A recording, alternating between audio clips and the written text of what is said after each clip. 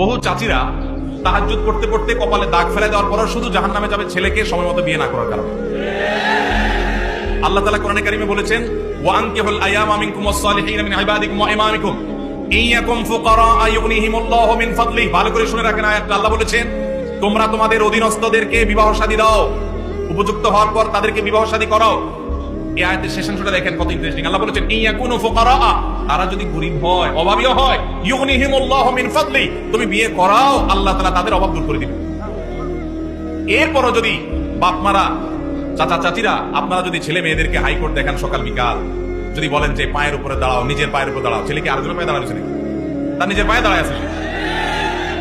ঠিক ঠিক করা পাবলিক ভাইরা, আপনাদের ওয়াজ আছে। শুধু ঠিক ঠিক মাহফিলে হিসাব চিল্লাইলে হবে না, মাঠে ময়দানে কাজ করতে হবে। কাজের বেলায় ঠন ঠন শুধুমাত্র চিরকুট দেখাই দিবেন আর বাপরে আমি ফুসলে ফাসলে বিয়ে করে দিব আপনারে। এত সহজ মনে করছেন কেন? বাবাদের কথা তাদের জন্য প্রযোজ্য।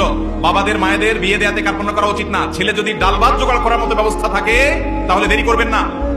অনেক মা বাবা ছেলের ব্যাপারে কার্পণ্য করেন। কত জেনা ব্যভিচার হচ্ছে। এই যুবক যে প্রশ্ন করেছেন খুবই প্রাসঙ্গিক। তিনি যেটা জানতে চেয়েছেন, হ্যাঁ, ও তিনি তো জব করে ফ্যামিলি চালাতে পারেন। এই দেখেন, চালাতে পারার পরও বাপ মা বিয়ে দেন না। এই যুবক প্রশ্ন করেছেন, সেই যুবককে বিয়ে করানো তার বাপ মার উপরে ফরজ। ফরজ ফরজ এই ফরজ তোয়াক্কার কারণে বহু মুরব্বীরা জাহান্নামে যাবেন। সমাজ ব্যভিচারে ভরে গেছে। শয়তান যুবকদের বিভ্রান্ত করছে। তাদের চরিত্রকে হেফাজত করবার জন্য বিয়ে করেন। আল্লাহকে ভয় করেন, তাদেরকে বিয়ে করার ব্যবস্থা করেন।